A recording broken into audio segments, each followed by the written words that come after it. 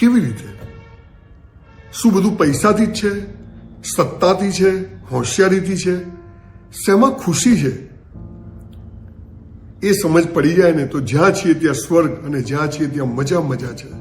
પણ સાલી આ સમજ પડતી નથી, એટલે જ્યાં છીએ ત્યાં કદી મજામાં નથી અને સતત આગળ અને પેલા એક માણસને કેટલી જમીન જોઈએ છે, એક દિવસ હાંફી જઈએ છીએ, બીપી, બ્લડ પ્રેશર, ડાયાબિટીસ, અને કોઈ પોતાનું નથી એવો ભાવ સાથે માણસ મરી જાય છે.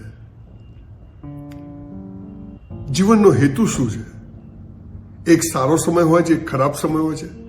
સારો સમય કેમ સારો છે, ખરાબ સમય કેમ ખરાબ છે, આપણને ખબર નથી. આપણે નસીબને કોસીએ છીએ. હું જ્યારે નાનો હતો, એક રૂમનું ઘર, એક નાનકડું રસોડું, એનાથી મોટું અત્યારે મારું બાથરૂમ છે. એ રસોડામાં અંદર પાણીની ટાંકી, એમાં 2 પ્રાઇમર્સ, એક ડિવેટ વાળો ને એક ધમાલિયો પ્રાઇમર્સ. મારી બા બડી મુશ્કેલથી એમાં ઊભી રહી શકે ને અમે અંદર જઈએ તો બહાર નીકળવું મુશ્કેલ, એટલું નાનકડું રસોડું. રેશન કાર્ડનું, અમારા ત્યાં એક રેશન કાર્ડની દુકાન હતી, તો મારી બા મને સાથે લઈ જતી થેલીઓ પકડવા. એ રેશન કાર્ડમાં બધું નોંધ કરે કે આ 500 ગ્રામ, કિલો, અને ગાંઠોવાળી ખાંડ, એ પામોલીન તેલ, એ લઈને બધા ખુશી ઘરે આવવાનું કે ચલો સરસ, મજા આવી ગઈ. આજે સનફ્લાવર આવે છે ઘરમાં, સ્લીક છે, પેલી ચીમની વાળી સિસ્ટમ છે. એ વખતે પણ એટલી જ ખુશી હતી, જરાય દુઃખ નહોતું. મારી બાએ સમજાવ્યું કે આપણે કંઈક ગયા જન્મમાં સારા કર્મ નથી કર્યા એટલે ભગવાને ગરીબ બનાવ્યા છે. હવે સારા કર્મ કરશું તો સરસ બનશું. અને એ સારા કર્મ આવે એટલે અભિમાનમાં નહીં આવી જવું. એ વખત પાછા જો કંઈ ખરાબ કર્મ કર્યા ખૂણામ જઈને બી તો પણ અહીંયા જ ભોગવવાના છે. કોઈ ઉપર સ્વર્ગ નર્ક નથી, બધું અહીંયા જ છે.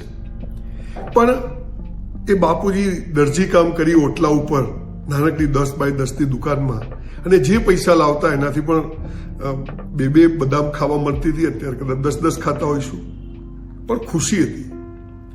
બધા મિત્રો હતા મારાથી, બધા જ પૈસાદાર લોકો, સુખી ઘરના લોકો. બધાના પપ્પા પાસે ગાડી, મારા પપ્પા પાસે સાયકલ પણ નહીં, પણ ખુશી હતી. કોઈ દિવસ એવું નથી થયું કે યાર આમની પાસે ગાડી છે ને આપણી પાસે કશું નથી.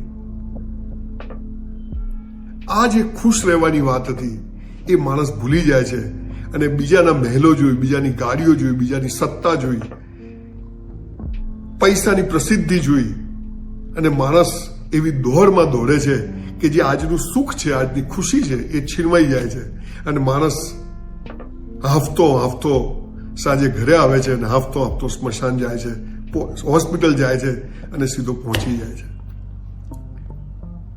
જીવનનો એકમાત્ર હેતુ છે કે આજને, આ પળને હું કેમ ખુશ રહીને જીવી શકું.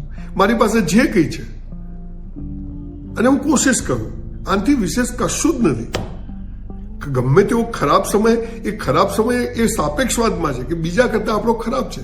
પણ એ રેશન કાર્ડનું ખાવા મળતું હતું ત્યારે એવા પણ લોકો હતા કે જે ભીખ માંગે પણ પૂરું નહોતું થતું. તો એના માટે તો આપણે બધા અમે લોકો હું મારી જાતને બહુ નસીબદાર માનતો હતો. આજે મારાથી હજારો લાખો લોકો સુખી છે પૈસાથી, તો હું તો એમ જ માનું કે હું તો ગરીબ છું, તો હું તો દુઃખી થઈ જઉં. આ જે વાત માણસ જો સમજી જાય તો હું માનું છું કે એ જીવનની સૌથી મોટી ઉપલબ્ધિ છે કે જે કંઈ છે એમાં હું ખુશ છું.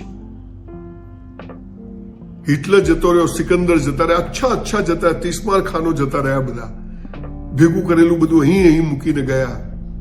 લોકોએ આખી જિંદગી વાપર્યું નહીં, એમના છોકરાઓ જલસાથી જીવે છે. એટલે જીવનનો એકમાત્ર હેતુ સમજાઈ જાય કે જે કંઈ છે એમાં ખુશ રહેવું. ગમે તેવો ખરાબ સમય આવે, પણ એ ખરાબ સમય આપણે બીજાની સાપેક્ષમાં ખરાબ લાગે છે, પણ એનાથી પણ ખરાબ સમયવાળા લોકો હોય છે. મુકેશભાઈ અંબાણી હોય કે દુનિયાના ધનાઢ્ય લોકો હોય, એ લોકોને કઈ પ્રોબ્લેમ આપણાથી ઓછા નથી. ત્યાં ટકી રહેવું ને એ સૌથી મોટો પ્રોબ્લેમ છે, સૌથી મોટી ચેલેન્જ છે. એટલે ખાસ હું મારા સેમિનારમાં બધી વાતો કરતો હોઉં છું. આજે મને થયું કે સાદી સિમ્પલ વાત કહું કે એ સાયકલ લઈને હું કોલેજ જતો, કે સાયકલ લઈને રાત્રે હોટલમાં વેઇટરની જોબ કરવા જતો, ત્યારે પણ એટલી જ ખુશી હતી. રાત્રે ચાલતા આઈસ્ક્રીમ અડધી ડીશ બાપુજી ખવડાવે લારીમાંથી, મજા હતી. એ બસમાં પહેલી વાર અમદાવાદ આવ્યો, પેલા લાલ પાટિયાવાળાના પૈસા એટલે બ્લેક પાર્ટી એટલે બધે ઊભી રહે, 4:30-5 કલાકે પાલનપુરથી અમદાવાદ બસ આવી, પણ મને એમ થયું કે હું વિમાનમાં બેઠો છું. એટલી ખુશી હતી. આજે વિમાનમાં અમેરિકા જઈએ કંટાળી જઈએ કે ક્યાં પડ્યું છે, ક્યાં જઈએ છીએ આપણે. એટલે 5 લાખનું ડાઇનિંગ ટેબલ આવે પણ 5 લાખમાં ભૂખ ના આવે, 5 લાખનો પલંગ આવે પણ 5 લાખમાં ઊંઘ ના આવે. આ સમજાઈ જાય તો બેડો પાર છે. બાકી બુદ્ધિથી હોશિયાર થવું બહુ સહેલું છે, પણ અહીંથી હોશિયાર થવું બહુ અઘરું છે. અને આપણે બધું જ એજ્યુકેશન અને પ્રગતિ બુદ્ધિથી કરવામાં સમજવાવાળા લોકો થઈ ગયા છે. અને એટલે દિવસે ને દિવસે અજંપો, ડિપ્રેશન, હતાશા, નિરાશા જીવનમાં વધતી જાય છે. પણ જે છે એમાં ખુશ છું. હું એ જ સંજય રાવલ છું. ઘરમાં નહીં, ગામમાં ક્યાંય કોઈ નહોતું સાંભળતું. આજે હું એ જ સંજય રાવલ છું. મહિનામાં 20 સેમિનાર કરું છું. 5-5 હજાર લોકો ઊભા હોય છે, બેઠા હોય છે, ઊભા થઈને તાળીઓ પાડે છે. પેલા ઘરમાં કોઈ નહોતું પાડતું. એ વખત બી ખુશ હતો. આ ખુશી એ માણસની પોતાની મૂડી છે. એક માણસ બેઈમાન છે તો ઈમાનદાર પોસે જાય છે કે આને જલસા છે, આને આમ છે. તેની ઈમાનદારીને બી ધૂળ છે. ઈમાનદારી એની જગ્યાએ. પેલો બેઈમાન છે, એને કેટલું રિસ્ક લીધું છે તમને ખબર નથી. ત્યારે બેઈમાની પૈસા કમાય છે.